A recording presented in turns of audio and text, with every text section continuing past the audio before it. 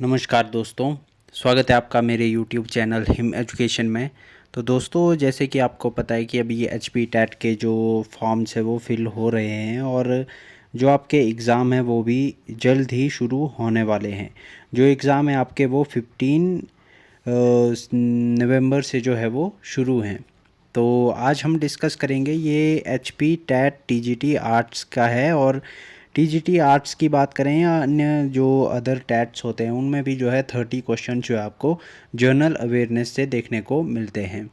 वैसे ही TGT arts की बात करेंगे तो TGT आर्ट्स में भी आपको general awareness and environmental studies के जो क्वेश्चंस हैं वो देखने को मिलते हैं। इसमें आपको इन्वायरमेंटल साइंस या इन्वायरमेंट से रिलेटेड क्वेश्चंस देखने को मिलेंगे। उसके बाद जो आपको करंट अफेयर्स से क्वेश्चन देखने को मिलेंगे, उसके बाद आपको जीएस सेक्शन से क्वेश्चंस देखने को मिलेंगे और साथ में आपको HP जीके से भी क्वेश्चंस देखने को मिलेंगे।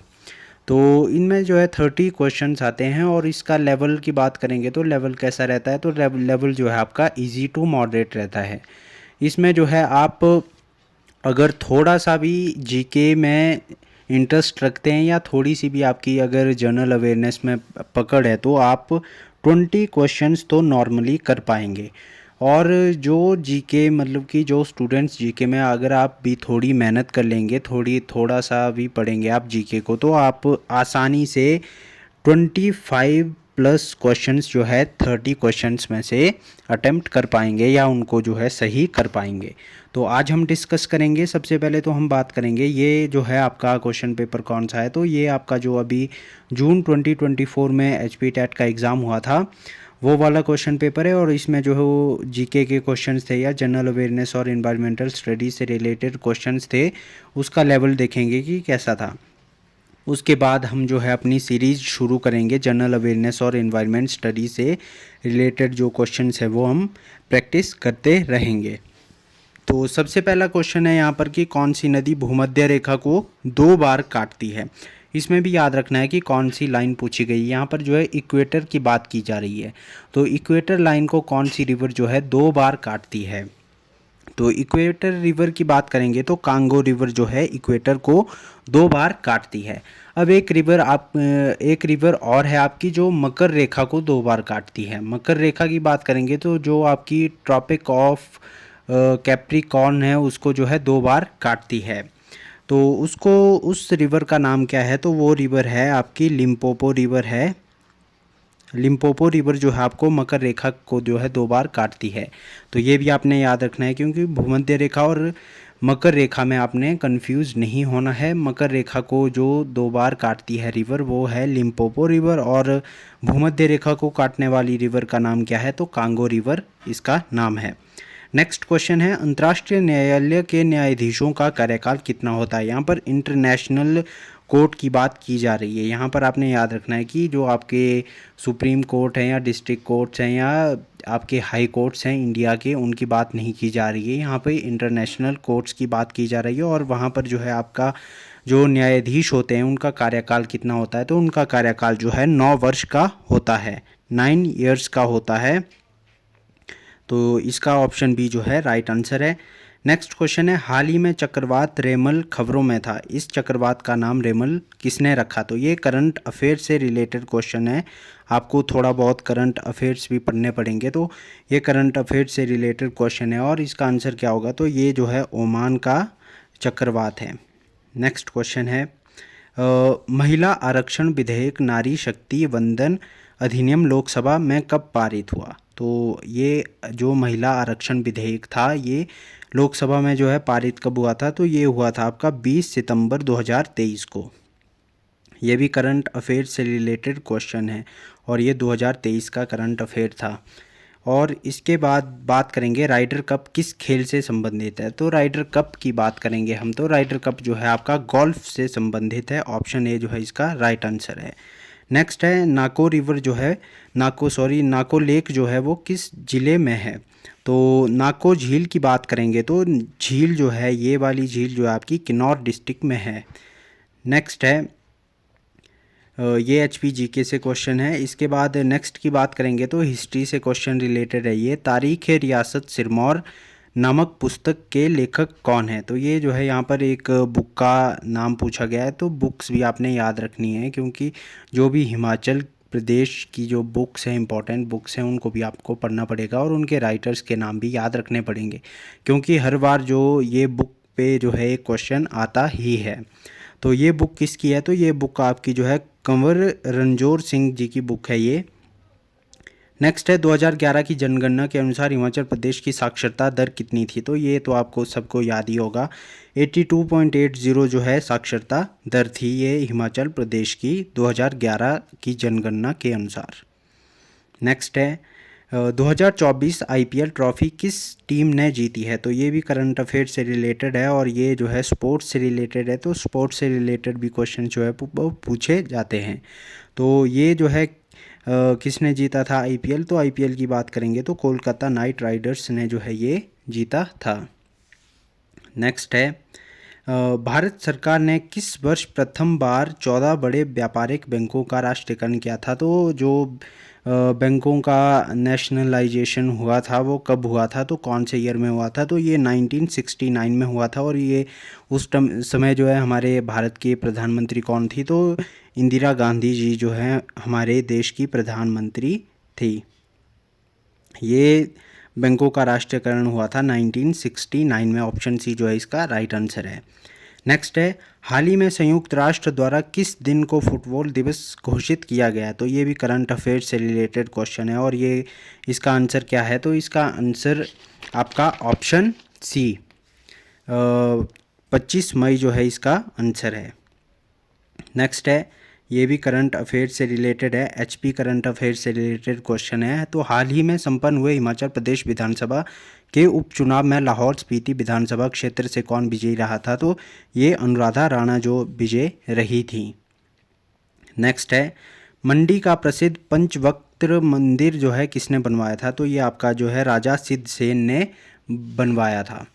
नेक्स्ट क्वेश्चन है हिमाचल प्रदेश विधानसभा के प्रथम अध्यक्ष कौन थे। तो प्रथम अध्यक्ष की बात करेंगे तो ऑप्शन डी जयवंत राम जो है हमारे प्रथम अध्यक्ष थे। कुलदीप सिंह पठानिया जी की बात करेंगे तो ये जो हमारे वर्तमान के जो विधानसभा के अध्यक्ष हैं। नेक्स्ट है हिमाचल प्रदेश सरकार द्वारा मुख्यमंत्री सुख आश्रय योजना के तहत 0 से 14 वर्ष आयु के वर्ग के पात्र बच्चों को कितनी धनराशि प्रदान की जाएगी। तो इनको जो है 1000 रुपये प्रतिमाह जो है दिए जाएंगे। 1000 रुपये प्रतिमाह जो है इनके जो है आरडी अकाउंट में डाले जाएंगे, ऐसा जो है इसमें कहा गया है। ऑप्शन ए जो है इसका राइट आंसर है। नेक्स्ट है वर्तमान में भारत के नियंत्रक एवं महालेखा परीक्षक कौन है। तो ये है हमारे गिरीश चंद्र मुर्मू जी। ऑप्शन बी जो है इसका राइट आंसर है और ये भी करंट अफेयर से रिलेटेड ही क्वेश्चंस है।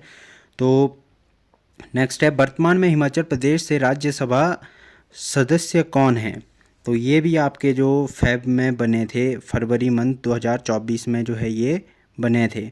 तो ये कौन थे, तो ये हर्ष महाजन जी थे, बीजेपी से ये संबंधित हैं और ये बने थे राज्यसभा के नए सदस्य। तो नेक्स्ट क्वेश्चन है 16वें ब्रिक्स शिखर सम्मेलन की मेज़बानी कौन सा देश करेगा। तो ये आपका ऑप्शन सी रूस करेगा। तो रशिया जो है 16वें ब्रिक्स शिखर सम्मेलन की मेज़बानी करेगा।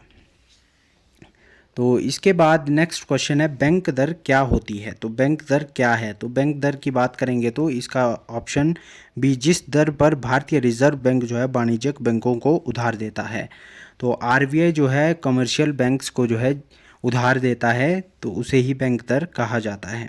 नेक्स्ट है क्वेश्चन नंबर 50 बार बार आने वाली बाढ़ के कारण किस नदी को बिहार का शोक कहा जाता है। तो बिहार का शोक जो है किस रिवर को कहा जाता है। तो ये आपकी जो है कोसी रिवर है। तो बिहार का शोक एक है आपका बंगाल का शोक। तो बंगाल के शोक की बात करेंगे तो बंगाल का शोक जो है दामोदर रिवर को कहा जाता है। ये भी आपने याद रखना है। नेक्स्ट है G20 देशों का 19वां शिखर सम्मेलन 2024 कहाँ होगा।